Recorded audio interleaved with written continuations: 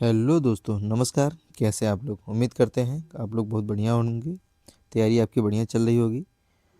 तो आज की हमारी जो क्लास है वो कारक को लेकर हिंदी पे है। हिंदी में जो कारक है उस पे एक या दो क्वेश्चन हमेशा पूछे जाते हैं। ये कंफर्म रहता है कि इस पे क्वेश्चन पूछे जाते हैं, तो इसलिए मुझे लगा कि आज पे इस पे बातचीत कर लेनी चाहिए। इससे एक वीडियो लानी चाहिए ताकि बच्चों का 1 से 2 नंबर आसानी से क्लियर हो सके। तो बिल्कुल क्लास जो है हमारी इम्पॉर्टेंट क्लास है। इम्पॉर्टेंट होने के साथ साथ प्रमाणित क्लास है। कोई भी पॉइंट आपको इसमें गलत नहीं मिलेगा। एकदम एक्यूरेट पॉइंट्स रखे रह गए हैं ताकि आपको आसानी से 10 से 15 मिनट में कारक का कंसेप्ट आपका क्लियर हो जाए। तो चलिए हम टाइम वेस्ट नहीं करते हैं, स्टार्ट करते हैं।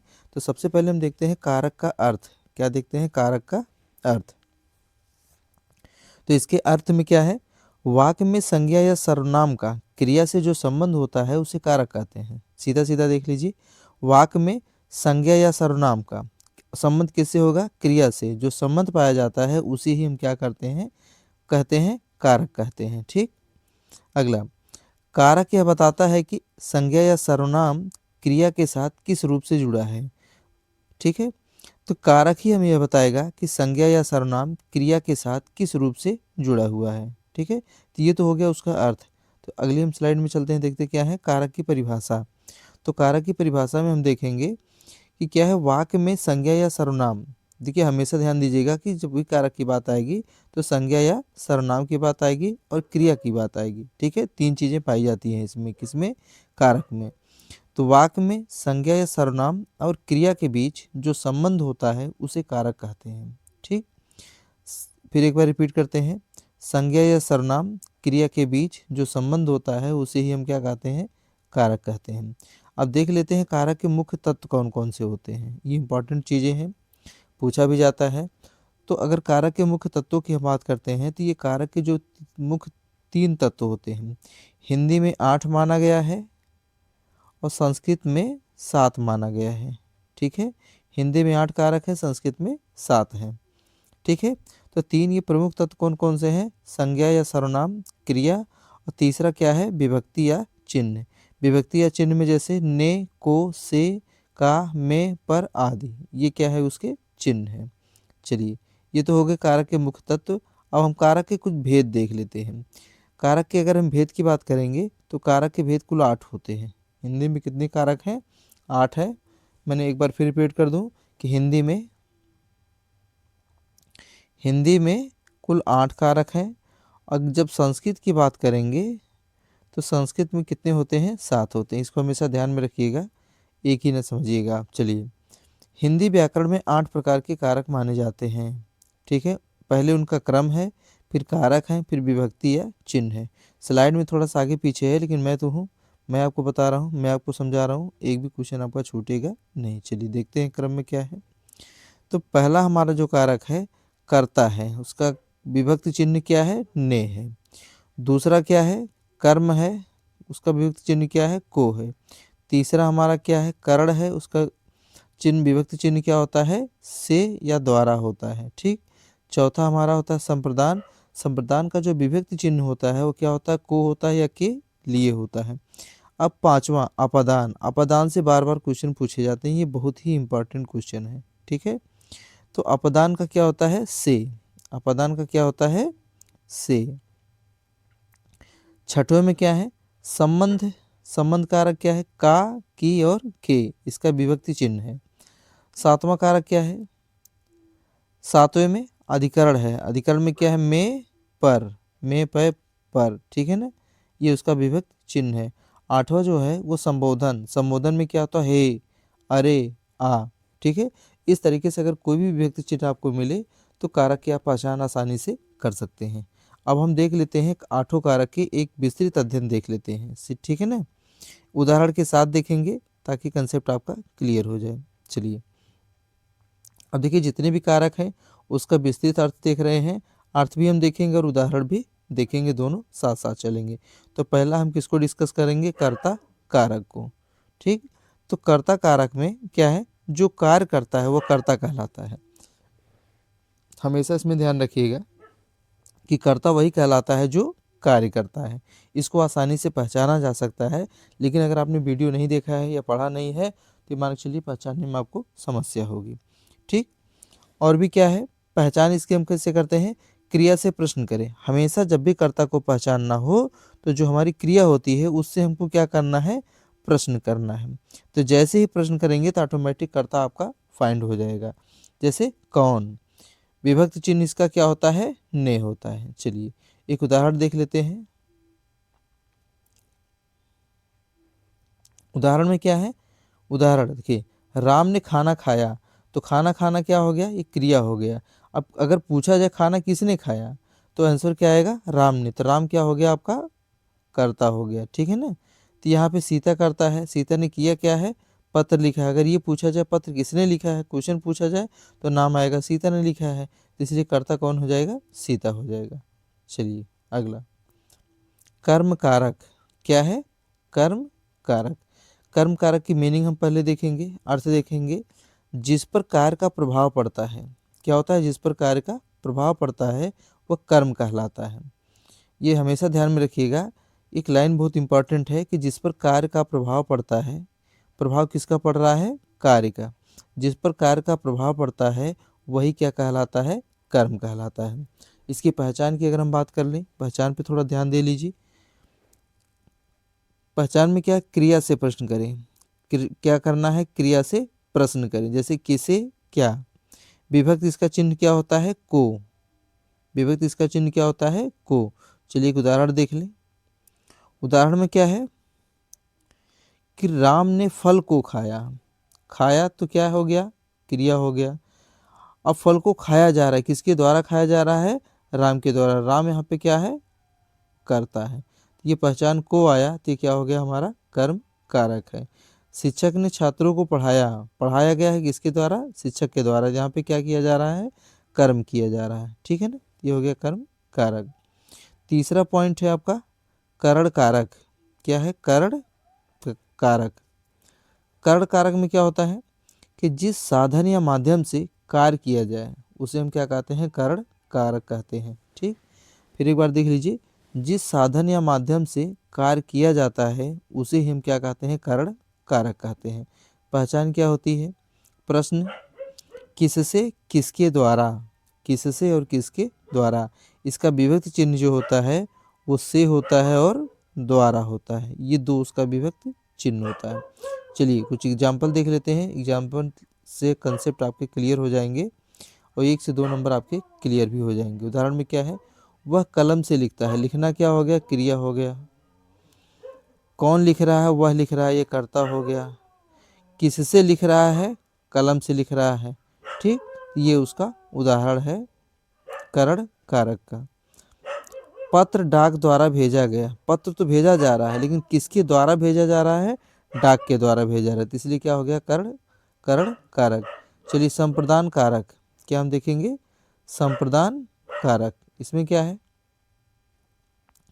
1 मिनट थोड़ा सा पानी पी लें। चलिए अब देखिए संप्रदान कारक में, संप्रदान कारक में क्या आएगा, जिसके लिए कोई वस्तु दी जाए। क्या है कि जिसके लिए, लिख सकते हैं, नोट बना लीजिए, जिसके लिए कोई वस्तु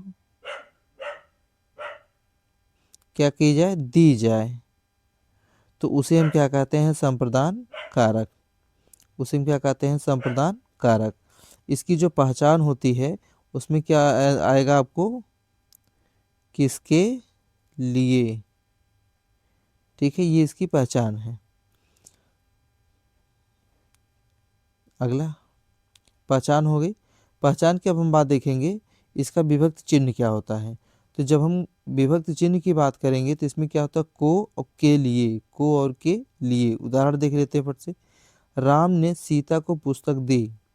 पुस्तक तो दी जा रही है, किसके द्वारा दी जा रही है, राम के द्वारा दी जा रही है। दी किसको जा रही है, सीता को दी जा रही है। तो ये उसका एग्जाम्पल हो गया। चलिए, यह उपहार माँ के लिए है, तो आपके लिए क्या है,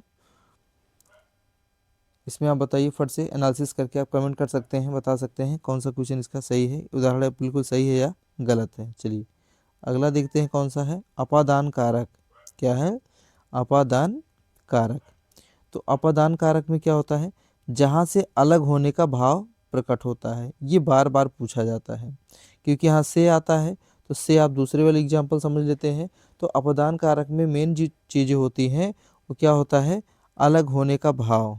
क्या है, अलग होने का भाव। जैसे कहा जाता है ना, पेड़ से पत्ते गिरते हैं, तो यहाँ पत्ते जो है पेड़ से गिर रहे हैं, अलग हो रहे हैं, तो इसलिए क्या हो जाएगा, अपादान कारक हो जाएगा। तो यहाँ पे पहचान हम देखेंगे, पहचान के बाद एग्जाम्पल देखेंगे, फिर जाके अगले पॉइंट्स पे चलेंगे। तो पहचान क्या है, कहाँ से किससे अलग, कहाँ से और किससे अलग, इसका विभक्ति चिन्ह क्या होता है, से होता है। ठीक, इसके एग्जाम्पल क्या है देख लेते हैं। वह गांव से आया, अगर इसमें देखा जाए आया, ठीक है ना, तो पूछा जाए कहाँ से आया, तो वो गांव से आया, तो इसका लगा कहाँ से हो गया, गांव से आया है वो। ठीक, ये हो गया आपका अपदान कारक। फिर वो एग्जाम्पल, ये हमेशा पूछ लिया जाता है, पत्ता पेड़ से गिरा। अब यहाँ पे पत्ता जो है ना पेड़ से गिरने के बाद पेड़ से अलग हो रहा है, इसलिए क्या हो गया, अपदान कारक हो गया। अगला क्या है, संबंध कारक। किसकी हम बात कर रहे हैं, संबंध कारक की। तो संबंध कारक का जो अर्थ होता है, जो मीनिंग होती है, उसमें क्या दिया गया है कि दो संज्ञाओं के बीच संबंध प्रकट करता है। किसके बीच में, दो संज्ञाओं को, हमेशा ध्यान दीजिएगा कि दो संज्ञाओं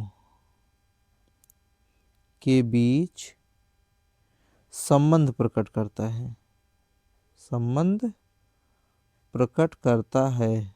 ठीक है, ये इसका अर्थ हो गया।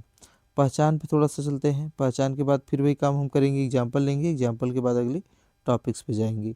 तो पहचान में क्या है, किसका, किसकी और किसके, ये तीन चीज़ें अगर आ रही हैं तो संबंध कारक है। इसका विभक्ति चिन्ह क्या है, का, की और के, इसका विभक्ति चिन्ह है। उदाहरण में क्या है, राम का घर बड़ा है, राम का घर बड़ा है, घर तो है लेकिन वो कैसा है, बड़ा है, और किसका है, राम का है।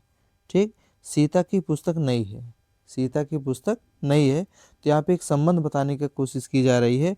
पुस्तक नई है लेकिन वो किसकी नई है, सीता की पुस्तक है। जैसे घर तो बड़ा है लेकिन किसका है, वो राम का है, तो यहाँ पे क्या है, एक संबंध बताया जा रहा है। क्या बताया जा रहा है, संबंध बताया जा रहा है। ठीक, तो इसलिए क्या हो गया, संबंध कारक हो गया। चलिए, अधिकरण कारक। क्या है, अधिकरण कारक।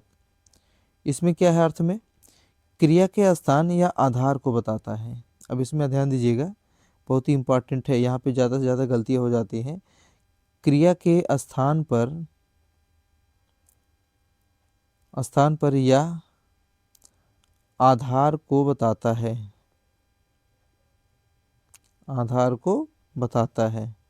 ठीक, क्रिया के स्थान या आधार को बताता है, तो उसको हम क्या कहते हैं, अधिकरण कारक कहते हैं। पहचान क्या है इसकी, कहाँ, किसमें, कहाँ। ठीक है ना, जैसे कहा जाए कहाँ जा रहे हो, ठीक, तो इसमें क्या बताया जा रहा है, स्थान बताया जा रहा है। तो अगर किसी ने कहा कि मैं मान लो लखनऊ जा रहा हूँ, तो ये आंसर हो गया कि एक स्थान को बताया जा रहा है, उसके आधार को बताया जा रहा है। इसमें विभक्ति चिन्ह क्या होता है, इसका जो विभक्ति चिन्ह होता है, विभक्ति चिन्ह में और पर, में और पर। उदाहरण देख लेते हैं, पुस्तक मेज पर है, पुस्तक तो है, कहाँ पर है, मेज पर है, मेज के ऊपर रखी गई है, तो यहाँ पे पर आया। ठीक, वह कमरे में बैठा है, बैठा तो है, ठीक है, कोई दिक्कत नहीं, लेकिन पूछा जाए कहाँ बैठा है, तो कमरे में बैठा है। ठीक, अगला लास्ट, संबोधन कारक। लास्ट के बाद क्या कर रहे हैं, संबोधन कारक की। इसकी मीनिंग क्या है, किसी को पुकारने या संबोधित करने में प्रयोग किया जाता है। जब हम किसी को बुलाते हैं, पुकारते हैं, तो ज़्यादातर उसमें ही प्रयोग किया जाता है। जैसे विभक्ति चिन्ह इसका क्या है, हे, अरे और ओ। जैसे कहते हैं ना, किसी को बुलाना होता है, ए इधर आओ, अरे सुनिए जी, ओ कहाँ जा रहे हो, तो ये क्या होता है, संबोधन कारक होता है। क्या होता है, संबोधन कारक। तो इसमें क्या होता है, किसी को पुकारना हो या किसी को संबोधित करना हो, तब जाके इसका यूज होता है। इसका जो विभक्ति चिन्ह है, पर हम देख लेते हैं विभक्ति चिन्ह क्या है। हे, अरे, ओ। उदाहरण में क्या है, हे भगवान मेरी रक्षा करो, तो यहाँ पे क्या आया, हे आया। ठीक है। अरे मित्र इधर आओ, क्या है, अरे मित्र इधर आओ। चलिए, तो यहाँ पे हम देखते हैं सीटेट के पॉइंट ऑफ व्यू से या यूपी टेट के पॉइंट ऑफ व्यू से बिल्कुल इंपॉर्टेंट वन लाइनर्स रखे गए हैं, जहाँ से ज़्यादा क्वेश्चन बनते हैं मैं आपको भी बता दे रहा हूँ। तो इसमें क्या है, परीक्षा हेतु कुछ विशेष पॉइंट रखे गए हैं।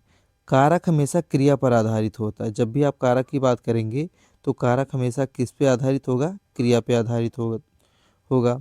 विभक्त चिन्ह बदलने से कारक बदल जाता है। जैसे ही आपने विभक्त चिन्ह बदला, ऑटोमेटिक कारक आपका बदल जाएगा।